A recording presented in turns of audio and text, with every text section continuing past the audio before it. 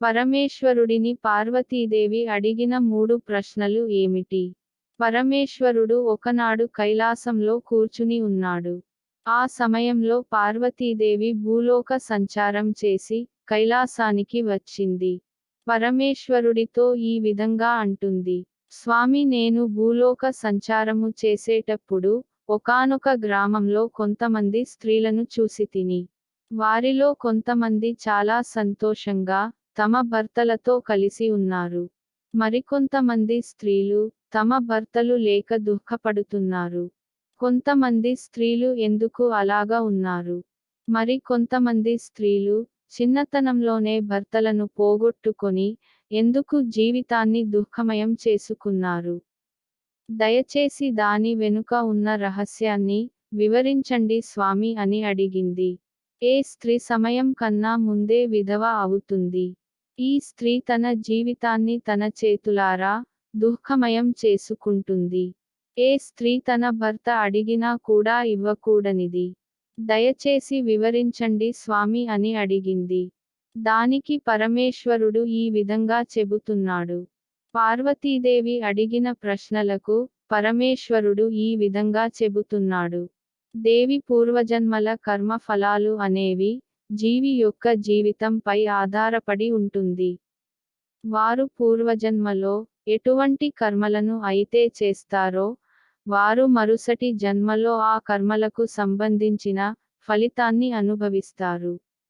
అయితే కొంతమంది మంచి కర్మలను చేసుకున్నప్పటికీ వారు జీవించే జన్మలో చేసే కొన్ని తప్పుల వలన వారి కర్మ ఫలాలు అనేవి మారుతూ ఉంటాయి. దీనికి సంబంధించి ఒక కథ అనేది ఉంది. ఆ కథను చెబుతాను, శ్రద్ధగా విను.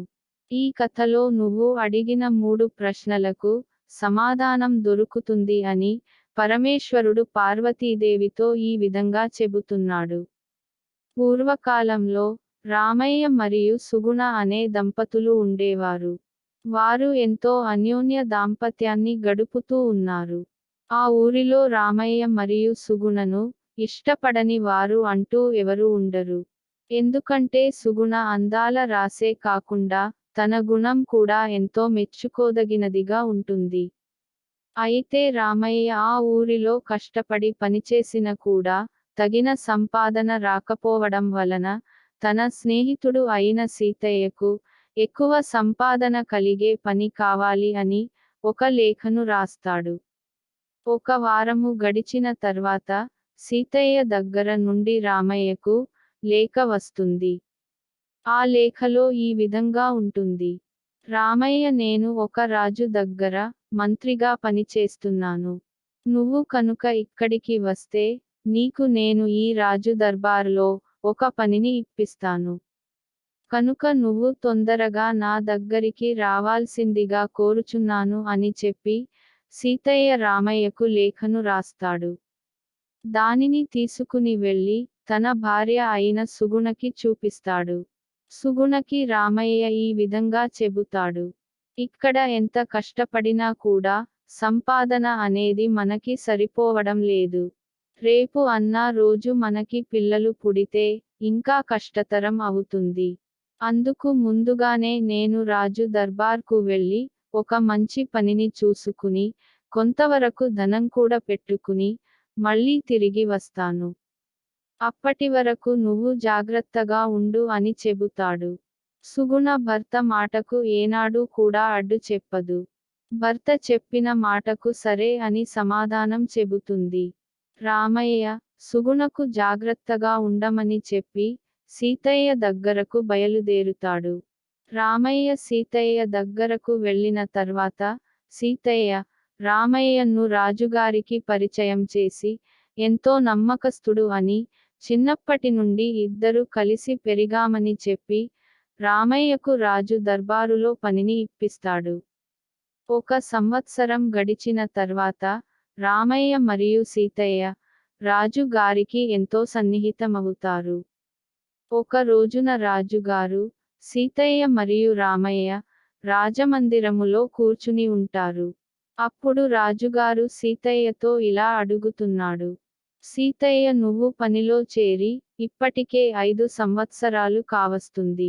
కానీ ఈ 5 సంవత్సరాలలో ఒకనాడు కూడా నువ్వు నీ భార్య దగ్గరకు ఎందుకు వెళ్ళలేదు?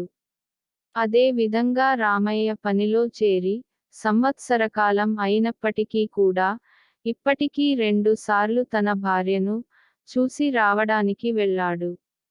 నువ్వు ఎందుకు వెళ్ళడం లేదు అని రాజుగారు సీతయ్యను అడుగుతారు. అప్పుడు సీతయ్య రాజు గారి మాటలకు దుఃఖించి ఈ విధంగా చెబుతున్నాడు. రాజా, నేను నా భార్యతో ఎంతో అన్యోన్యంగా ఉండేవాడిని. నా భార్య కూడా అంతే అన్యోన్యంగా నాతో ఉండేది. నేను తనపై ఎంతో నమ్మకంగా ఉండేవాడిని. కానీ తను నన్ను మోసం చేసింది. నేను తనపై పెట్టుకున్న నమ్మకాన్ని మొత్తం నాశనం చేసింది. ఈరోజు తన పేరు ఎత్తిన కూడా నేను సహించలేకపోతున్నాను. తను అనే కాదు రాజా, ఈ రోజుల్లో భార్యలందరూ ఈ విధంగానే ఉంటున్నారు. భర్త ఎంత ప్రేమ చూపించినా కూడా వారిని మోసం చేస్తున్నారు అని రాజుకి చెబుతాడు. ఆ మాటకు వెంటనే రామయ్య ఈ విధంగా అంటారు. సీతయ్య, నువ్వు చెప్పేది తప్పు. అందరూ ఆడవారు ఒకలాగా ఉండరు. ఒకరు తప్పు చేస్తే మిగతా అందరూ అలాగే ఉంటారని నువ్వు అనడం తప్పు. నేను నా భార్యతో ఎంతో కాలంగా జీవిస్తున్నాను. తను ఎంతో గుణవంతురాలు, సౌందర్య రాశి. అయినా కూడా ఏనాడు కూడా నా మాటకు ఎదురు చెప్పలేదు. ఏనాడు కూడా నా మాటను జవదాటదు. నేను ఇక్కడ ఎంత దూరంగా ఉంటున్నా కూడా తను ఎప్పుడు నా ధ్యాసలోనే ఉంటుంది తప్ప ఏనాడు తప్పు చేయదు అని చెబుతాడు. దానికి సీతయ్య ఈ విధంగా అంటాడు. రామయ్య, నువ్వు రాజు దర్బార్కు వచ్చి చాలా కాలం అయింది. అక్కడ నీ భార్య ఎలా ఉందో నీకు ఎలా తెలుస్తుంది? నువ్వు నీ భార్య మీద నమ్మకం పెట్టుకుంటే సరిపోతుందా? నీ భార్య మంచిదో కాదో నేను ఒక వారం రోజుల్లో చెబుతాను అని అంటాడు. దానికి రామయ్య, నువ్వు ఏమి చేసినా కూడా నా భార్య మారదు. నా భార్యకు నేనే సర్వస్వం అని చెబుతాడు. వీళ్ళిద్దరి మధ్య సంభాషణ చూస్తున్న రాజుగారు ఈ విధంగా అంటాడు. సీతయ్య, నువ్వు అందరి ఆడవారు ఒకలాగే ఉంటారని అనడం చాలా పెద్ద తప్పు. కానీ నువ్వు రామయ్య భార్య రామయ్యను మోసం చేస్తుందని అందుకు నువ్వు నిరూపిస్తావని అంటున్నావు కదా. నీకు వారం రోజులు సమయం ఇస్తున్నాను. నువ్వు కనుక నిరూపిస్తే నువ్వు చెప్పిన మాటకు మేము కట్టుబడి ఉంటాము. లేకపోతే నువ్వు ఈ రాజు దర్బార్ను వదిలి వెళ్ళిపోవాలి అని చెబుతాడు. ఆ మాట వినగానే సీతయ్యకు ఏమీ అర్థం కాదు. నేనేదో మామూలుగా ఈ సంభాషణ మొదలు పెడితే చివరికి నా జీవితానికి వచ్చి పడింది ఏమిటి? నేను ఎలాగైనా రామయ్య భార్య మంచిది కాదు అని నిరూపిస్తే నా మాటే గెలుస్తుంది. ఈ రాజు దర్బారు నుండి నేను వెళ్ళవలసిన అవసరం ఉండదు అని అనుకుంటాడు. సీతయ్య ఒక వ్యక్తిని రామయ్య ఊరుకు పంపించి రామయ్య భార్య మంచిది కాదు అని, ఒకవేళ తను మంచిది అయినా కూడా తను మంచిది కాదు అని నిరూపించమని చెప్పి పంపిస్తాడు. అప్పుడు ఆ వ్యక్తి రామయ్య ఊరుకు వెళ్ళి అక్కడ ఒక వ్యక్తిని కలుస్తాడు. రామయ్య భార్య అయిన సుగుణ గురించి అడుగుతాడు. అప్పుడు ఆ ఊరిలో ఉన్న వ్యక్తి ఈ విధంగా చెబుతాడు. ఆమె చాలా మంచిది, గుణవతి, శీలవతి. ఆమె భర్తకు దూరంగా ఉన్నా కూడా భర్త ధ్యాసలోనే గడుపుతూ ఉన్నది. ఆమెను చెడుగా చూపించడం అసంభవం అని చెబుతాడు. అప్పుడు సీతయ్య పంపించిన వ్యక్తి అతనితో ఈ విధంగా చెబుతాడు. నీకు ఎంత డబ్బు కావాలంటే నేను అంత డబ్బును నీకు ఇస్తాను. నువ్వు ఒక చిన్న పని చేయి. రామయ్య భార్యకు సంబంధించిన ఏదో ఒక రామయ్యకు మాత్రమే తెలిసిన విషయమును తెలుసుకొని రా అని చెప్పి పంపిస్తాడు. అప్పుడు ఆ వ్యక్తి సుగుణ దగ్గరికి వెళతాడు. తను రామయ్యకు దూరపు బంధువునని రామయ్యను పిలవమని అడుగుతాడు. అప్పుడు సుగుణ ఈ విధంగా చెబుతుంది. రామయ్య డబ్బు సంపాదించడం కోసం పొరుగు కొరకు వెళ్ళాడని, రావడానికి కొంత సమయం పడుతుందని చెబుతుంది. దానికి ఆ వ్యక్తి నేను చాలా దూరం నుండి వచ్చాను. ఈ రోజుకి ఇక్కడే ఉండి, ఉదయమే బయలుదేరుతాను అని చెబుతాడు. సుగుణ తనకు చుట్టాలు అవుతారన్న ఉద్దేశంతో, అతనికి అన్ని సదుపాయాలు చేస్తుంది. అయితే అతను సుగుణతో ఈ విధంగా చెబుతాడు. తల్లి నేను జాతకం చెబుతూ ఉంటాను. ఒకసారి నీ చేయిని చూపించు, నీ జాతకం నీ భర్త జాతకాన్ని కూడా ఒకసారి చూసి చెబుతాను అని అంటాడు. అది నమ్మిన సుగుణ, ఆ వ్యక్తికి తన చేతిని చూపిస్తుంది. తన చేతిని చూసిన ఆ వ్యక్తి, నీ భర్తకు ప్రాణం గంధం ఉందని చెబుతాడు. అది విన్న సుగుణ ఒక్కసారిగా దుఃఖిస్తుంది. తనకు ఏమి చేయాలో అర్థం కాక, ఆ వ్యక్తిని దానికి పరిహారం ఏమిటి అని అడుగుతుంది. అప్పుడు ఆ వ్యక్తి ఈ విధంగా చెబుతాడు. తల్లి నేను ఈ విధంగా అడుగుతున్నాను అని ఏమీ అనుకోకు. దానికి పరిహారం అనేది నేను చేస్తాను, కానీ నువ్వు నాకు ఒక విషయాన్ని తప్పకుండా తెలియజేయాలి.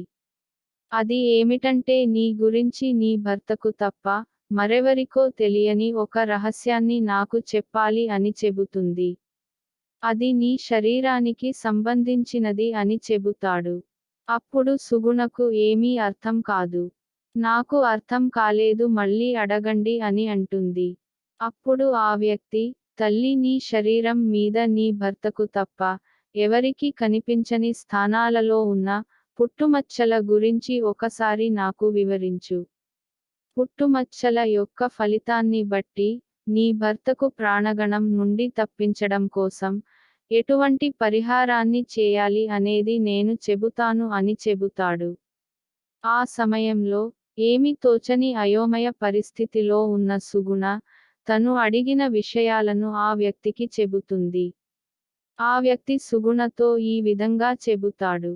తల్లి నేను రేపు ఉదయమే నీకు పరిహారాన్ని చెబుతాను, నీవు ఇప్పుడు హాయిగా నిద్రపో, నీ భర్తకు ఎటువంటి ప్రాణగణము లేకుండా నేను చేస్తాను అని చెబుతాడు. అప్పుడు సుగుణ తన గదిలోకి వెళ్ళిపోతుంది. సుగుణ నిద్రించిన తర్వాత ఆ వ్యక్తి, ఇంటి దగ్గర నుండి బయటకు వచ్చి, సీతయ్య పంపించిన వ్యక్తిని కలుస్తాడు. కలిసి సుగుణ చెప్పిన పుట్టుమచ్చల గురించి అతనికి వివరిస్తాడు.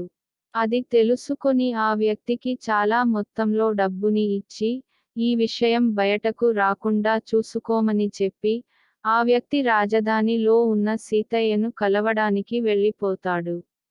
ఆ వ్యక్తి సీతయ్యను కలిసి, సుగుణ యొక్క పుట్టుమచ్చల విషయాల గురించి వివరిస్తాడు. సీతయ్య అదే అదునుగా చూసుకొని, రామయ్య దగ్గరకు వెళ్ళి నువ్వు నీ భార్య ఎంతో సుగుణవతి, గుణవతి, శీలవతి అని చెప్పావు కదా నేను మరియు ఇంకొక వ్యక్తి, నీ భార్య అయిన సుగనని కలిశాము. నువ్వు నీ భార్యపై పెట్టుకున్న నమ్మకం అంతా వమ్ము అయింది. ఆ వ్యక్తి నీ భార్యతో సంపర్కం జరిపాడు. తను కొన్ని విషయాలను నాకు వివరించాడు. నీ భార్య నువ్వు లేవని చాలా సంతోషంగా ఉందని, నేను కూడా అది గమనించాను అని, అంతేకాకుండా నీ భార్య నాతో వచ్చిన వ్యక్తితో ఎంతో సన్నిహితంగా ఉన్నదని, ఆ రోజు రాత్రి నీ భార్య ఆ వ్యక్తితో సంపర్కం జరిపినదని, దానిని నేను గమనించాను అని చెప్పాడు. దానికి ఆశ్చర్యపోయిన రామయ్య, ఈ విధంగా అడుగుతున్నాడు. నువ్వు చెప్పిన మాటలను నేను ఏ విధంగా నమ్మాలి? నువ్వు నా భార్యపై నింద వేస్తే నేను నమ్ముతానని అనుకుంటున్నావా అని అంటాడు. అప్పుడు సీతయ్య ఇలా అంటున్నాడు. నాతో వచ్చిన వ్యక్తి నీ భార్యకు సంబంధించిన, నీకు మాత్రమే తెలిసిన కొన్ని విషయాలను చెప్పాడు అని, సుగుణకు సంబంధించిన పుట్టుమచ్చల విషయాల గురించి వివరిస్తాడు. అది విన్న రామయ్య ఒక్కసారిగా ఆశ్చర్యపోతాడు.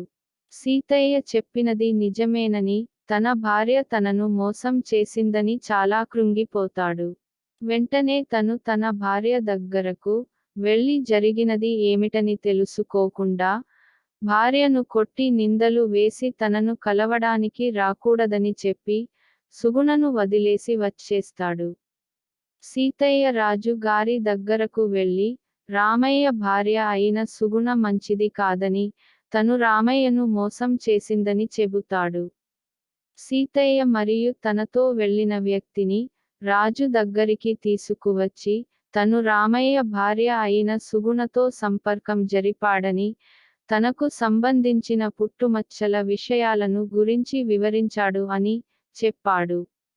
అది విన్న రాజుగారు ఆశ్చర్యపోయి నిజంగా రామయ్య భార్య మంచిది కాదని అనుకుని సీతయ్య చెప్పినది నిజమేనని సీతయ్యను రాజు దర్బార్ నుండి వెళ్ళవలసిన అవసరం లేదని చెబుతాడు. ఇలా కొద్ది రోజులు గడిచిన తర్వాత ఒక స్త్రీ రాజు దర్బార్కు వస్తుంది. తనకు అన్యాయం జరిగినదని తనకు న్యాయం జరగాలని రాజుకు చెబుతుంది. అప్పుడు రాజు తనకు జరిగిన అన్యాయం ఏమిటని అడుగుతాడు. ఆ సమయంలో రామయ్య రాజు దర్బార్లో లేడు. సీతయ్య మాత్రమే రాజు దర్బార్లో ఉన్నాడు. రాజు సీతయ్యతో ఈ విధంగా అంటారు. మంత్రి, ఈ స్త్రీకి అన్యాయం జరిగిందంట. దానికి సంబంధించిన వివరణ ఆ స్త్రీ చెబుతుంది విని దానికి కారకులైన వారిని శిక్షించాలి అని చెబుతాడు. అప్పుడు ఆ స్త్రీ ఈ విధంగా చెబుతుంది. నేను నా భర్త విడిపోవడానికి కారణం మీ మంత్రి ఏనని చెబుతుంది. అప్పుడు మంత్రి వెంటనే ఈ విధంగా అడుగుతాడు. నేను నీకు అన్యాయం చేశానా? అసలు ఎవరు నువ్వు? నేను నీకు ఏ విధంగా అన్యాయం చేశాను?